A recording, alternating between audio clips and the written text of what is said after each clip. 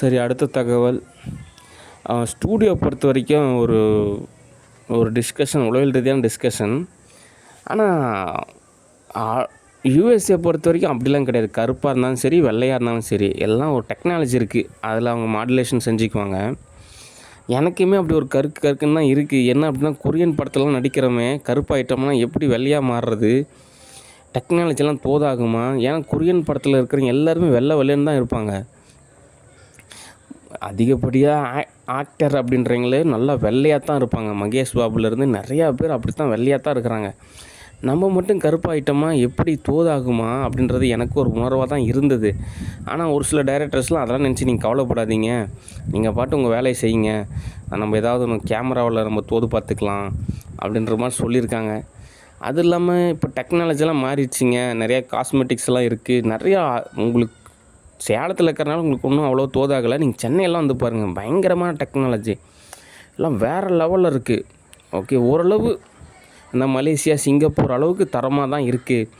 அதனால் நம்ம நிறையா டெக்னாலஜியில் ஒரு ஒரு ஒரு 3 மாதத்துலேருந்து ஒரு 7 மாதம் வரைக்கும் சரி நிறையா ஒர்க் அவுட் இருக்கும். நிறைய விஷயத்தில் ஓரளவு எல்லாமே தோது பார்த்துக்கலாம்னு சொல்லியிருக்காங்க.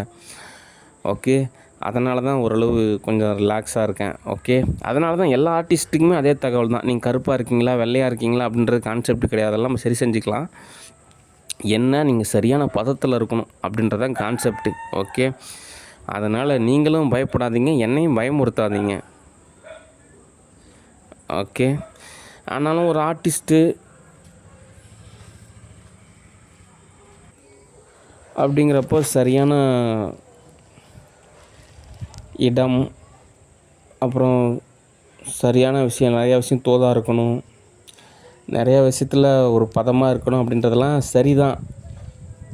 ஓகே, ஆனாலும் ஒரு டைரக்டராக நான் இருக்கிறனால ஓரளவு அட்ஜஸ்ட்மெண்ட் செஞ்சுக்குவேன். ஓகே, அதுவும் இல்லாமல் யதார்த்த ரீதியாக ஆதிசங்கர ஸ்டூடியோ பொறுத்த வரைக்கும்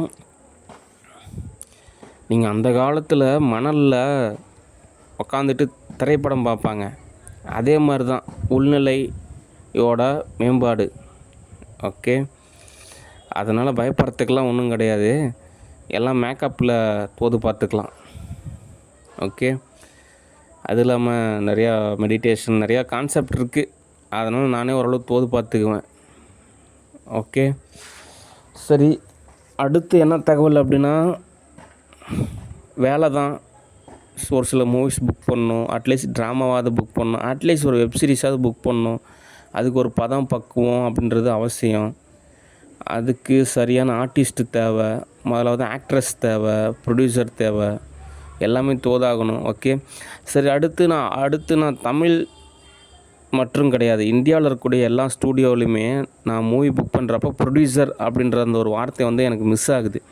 அதுக்கு என்ன காரணம் அப்படின்னா, சோப்பனாங்கி தான். சோப்பனாங்கி வந்து ஞாபக மறதி ஏற்படுத்துது. ஓகே, அதனால் அந்த ப்ரொடியூசர் அப்படின்ற அந்த வார்த்தையை நான் சொல்லலை அப்படின்னா, அந்த ப்ரொடியூசர் யாரெல்லாம் இருப்பாங்க அப்படின்னா, டியூசி, ரிலையன்ஸ் என்டர்டெயின்மெண்ட், யூடிவி. ஓகே, இந்த 3 நபர் தான் ப்ரொடியூசராக இருப்பாங்க. அடுத்து நான் ஒரு சில ப்ரொடியூசர் கம்பெனிக்கு நான் தனியாகவே தகவல் சொல்லுவேன். ப்ரொடியூசர் அப்படின்னு சொல்லிட்டு நான் தனியாகவே கோடிங் பண்ணுவேன். ஓகே, நான் கோடிங் பண்ணல அப்படின்னா நீங்களே புரிஞ்சுக்கணும். ஓகே, இந்த படத்துக்கான ப்ரொடியூசர் டியூசி, ரிலையன்ஸ் என்டர்டெயின்மெண்ட், யூடிவி அப்படின்றது நீங்கள் சரியாக புரிஞ்சுக்கணும். நான் திரும்ப சொல்கிறேன், ஒரு சில மூவிஸ் நான் புக் பண்ணுறப்போ ப்ரொடியூசர் அப்படின்றது நான் சொல்ல மாட்டேன். ஓகே, அப்படின்னா நம்ம என்ன ஒரு ப்ராப்பரான ஒரு ஆஃபீஸ் அமைச்சு நம்ம எல்லாமே ஒரு ப்ராப்பராக செய்கிறோம். எல்லாமே அப்பப்போ இருக்கக்கூடிய சூழ்நிலையில் தான். ஓகே, அப்படி நான் ஒரு வேளை அந்த ப்ரொடியூசர் அப்படின்ற அந்த கோடிங் செய்யலை அப்படின்னா நீங்களே புரிஞ்சுக்கணும். ஓகே, ப்ரொடியூசர் அப்படின்றவங்க டியூசி, ரிலையன்ஸ் என்டர்டெயின்மெண்ட், யூடிவி அப்படின்றது நீங்களே புரிஞ்சுக்கணும். ஓகே, சரி, நானே ஏதோ தோதாகிறப்போ கூப்பிட்றேன். ஓகே, சரி, அடுத்து நாளைக்கு என்ன தோது அப்படின்றது டிஸ்கஷன். நாளைக்கும் வேலை இருக்குது. ஓகே, காலை பொழுதில் ஒரு 5 மணிக்கு எந்திரிக்கிறது அப்படின்றது கொஞ்சம் பயமாக தான் இருக்கும். ஏன்னா என்ன ஆகுமோ ஏதாகுமோ அப்படின்னு. ஆனால் ஒரு வாரம், ஒரு மாதம் அப்படின்றப்போ அது பழகிருச்சு அப்படின்னா ஓகே, 5 மணிக்கு எந்திரிச்சா எதுக்கு ஏன் பயப்படணும், ஏதோ ஜாலியாக போய் விளாட்லாம், டிவி பார்க்கலாம், ஏதாவது வேலை இருந்தால் பார்க்கலாம் அப்படின்ற ஒரு கான்செப்ட் மாறிடும். ஓகே, அதனால் 5 மணிக்கு எந்திரிக்கிறதுன்றது நம்ம பழக்கப்படுத்திக்கணும். அப்போனா தான் எந்திரிச்சு ஏதோ ஒரு மூவி புக் பண்ணிவிட்டு இல்லை ஏதாவது ஒரு நல்ல விஷயத்த கற்றுக்கலாம். ஓகே. அதுக்கப்புறம் வேலைக்கு போகணும். அதுக்கப்புறம் வேலைக்கு போயிட்டு வந்ததுக்கப்புறம் சாயந்தரம் வந்து மெடிடேஷன் செய்யணும். அதுக்கப்புறம் ஏதோ சூழ்நிலையை அமைச்சிக்கணும். ஓகே. அதே மாதிரி இந்த சாயந்தரம் மத்தியானத்துக்கு மேலே பாட்டு போட்டதுக்கப்புறம் ஏதோ ஒரு சூழ்நிலையால் பதில் சொல்லிகிட்டே இருக்கணும் அப்படின்றதெல்லாம் மாறணும். ஓகே. எரர் இல்லாமல் சால்வ் ஆகணும். மேக்ஸிமம் எல்லோரும் நேரில் வரணும். ஓகே. சரி, அடுத்து வெயிட்டிங் லிஸ்ட் எல்லாமே ஒரு டிஸ்கஷன்.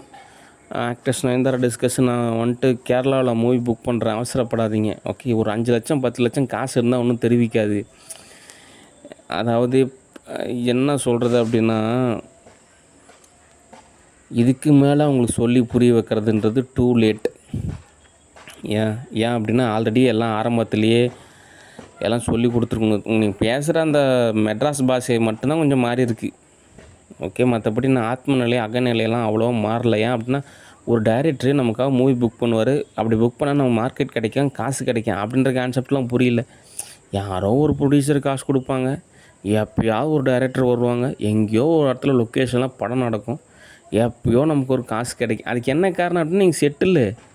இதுக்கு மேலே நீங்கள் சம்பாதிக்க வேண்டிய அவசியமே கிடையாது. ஏன்னா 2-3 ஸ்டூடியோ இருக்குது, அப்பார்ட்மெண்ட் வீடு இருக்குது, சொந்தமாக ப்ரைவேட் ஜெட் இருக்குது, துபாயில் கம்பெனி இருக்குது, அங்கங்கே கொஞ்சம் நிலம் இருக்குது, ஏதோ ஒரு தேவைக்கு கட்சி இருக்குது. இதுக்கு மேலே நீங்கள் போய் படம் நடித்து சம்பாரித்து எதுக்குமே அவசியம் கிடையாது. எது வாரிசு அப்படின்றதுக்கு 2 குழந்தைங்களும் இருக்கிறாங்க.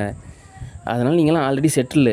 சொல்லப்போனால் ரிட்டையர்மெண்ட்டு. சும்மா வேணால் டைம் பாஸ் பண்ணிக்கலாம்.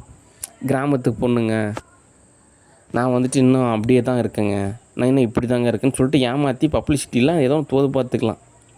நான் ஒரு டைரக்டர், நீங்கள் என்னை ஏமாற்ற நினைக்காதீங்க. ஓகே. அதனால் நீங்கள் எப்படிப்பட்ட கேரக்டர் இருந்தால் தான் நீங்கள் வருவீங்கன்றது எனக்கு நல்லாவே தெரியும். அது இல்லாமல் உங்களுக்கெல்லாம் அதெல்லாம் காலம் மாறிடுச்சு.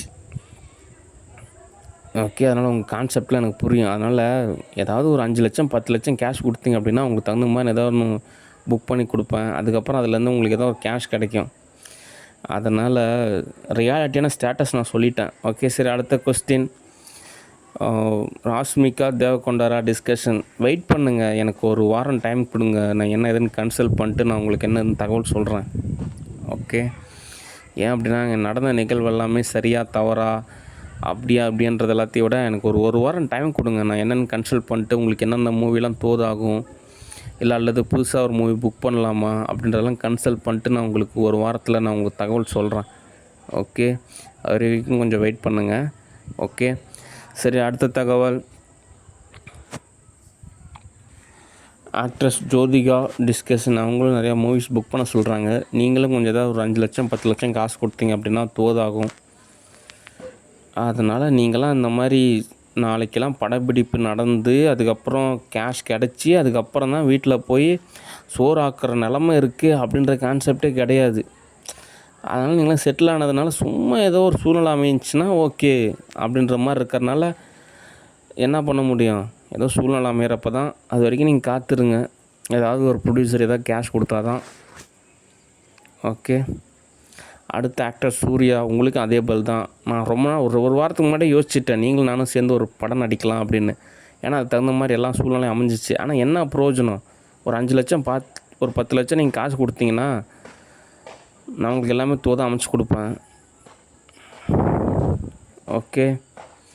ஆனால் அந்த படம் கண்டிப்பாக ஹிட் ஆகும். அதுக்கப்புறம் நீங்கள் நினைக்கிற மாதிரி உங்களுக்கு கேஷும் கிடைக்கும். ஆனால் நான் மட்டும் என்ன பண்ணுவேன்? அதனால் நீங்கள் ஏதாவது ஒரு கேஷ் கொடுத்தீங்கன்னா அப்படின்னா தான் தோதாகும். நான் வெயிட் பண்ணுங்கள், நான் தோதாகிறப்ப நானே மூவி புக் பண்ணுறேன். ஓகே.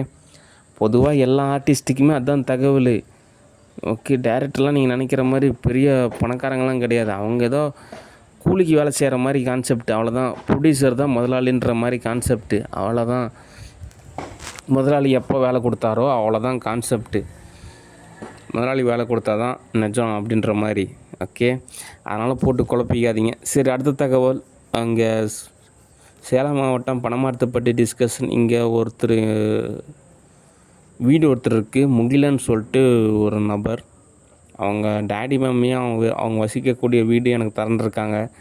ஆனால் அவங்க அந்த வீட்டை எனக்கு கொடுத்தாங்க அப்படின்னா அதுக்கு பதிலாக அவங்க எனக்கு ஓகே தான். ஆனால் அவங்களுக்கு நான் என்ன கொடுக்கணும் அப்படின்றப்போ கேஷ் அப்படின்றது எத்தனை எவ்வளவு அப்படின்ற ஒரு கொஸ்டின் இருக்குது. அல்லது அது சமமான அளவு ஒரு நிலமோ ஒரு வீடும் அவங்களுக்கு கொடுக்குற மாதிரி இருக்கும். ஓகே. அதனால் இந்த ஸ்டூடியோவில் இருக்கிறவங்களாம் யாராவது கொஞ்சம் பொறுப்பாக வந்தீங்க அப்படின்னா, நிறையா நிலம் இருக்குது, நிறையா வீடு இருக்குது, நிறைய ஆஃபர் இருக்குது. அதெல்லாம் பயன்படுத்திக்கலாம். அப்படின்னா தான் உங்களுக்கு ஏதோ ஓரளவு கேஷ் கிடைக்கும். நீங்கள் சினிங்கிக்கிட்டு தயங்கிக்கிட்டே இருந்தீங்க அப்படின்னா அப்படியே ஆன்லைன்லேயே பொழப்பு ஓட்டிக்க வேண்டியது தான். ஓகே. அதுக்கப்புறம் ஒரு சில வருஷத்துக்கு அப்புறம் நான் வந்து அப்ராட் கண்ட்ரிஸுக்கு போயிடுவேன். அதுக்கப்புறம் எனக்கு சொந்தமாக நிறையா நாடு கிடச்சிரும், நான் செட்டில் ஆயிடுவேன். ஆனால் அதுக்கப்புறம் நீங்கள் என்ன மேலே சங்கடப்படக்கூடாது. இந்த மாதிரி தலைவர் எங்களுக்கெல்லாம் அப்போயே தோது செஞ்சு கொடுக்கல. நான் என்னையா பண்ண முடியும்? நான் சொல்ல தான் முடியும். பார்க்குற நிறையா நல்லா இருக்குது, காசு இருந்தால் எப்போயோ வாங்கி போட்டோம்னா நமக்கு ஃப்யூச்சர் இருக்குது, எல்லாம் சொல்லத்தான் முடியும். அதுக்கு தகுந்த மாதிரி தோதாக அமைச்சு தான் தர முடியும். இதுக்கு மேலே நான் உங்களை தரன்னு இழுத்துட்டு வந்துட்டு ஆனால் உங்களையெல்லாம் சொல்லி புரிய வைக்கிறதுன்றதெல்லாம் எனக்கு சரி வராது. ஓகே. அதனால் நீங்களாக புரிஞ்சுக்கணும். அதனால் ஸ்டூடியோவை பொறுத்த வரைக்கும் கொஞ்சம் சம்பாதிங்க. ஓகே. சரி, அடுத்த தகவல்.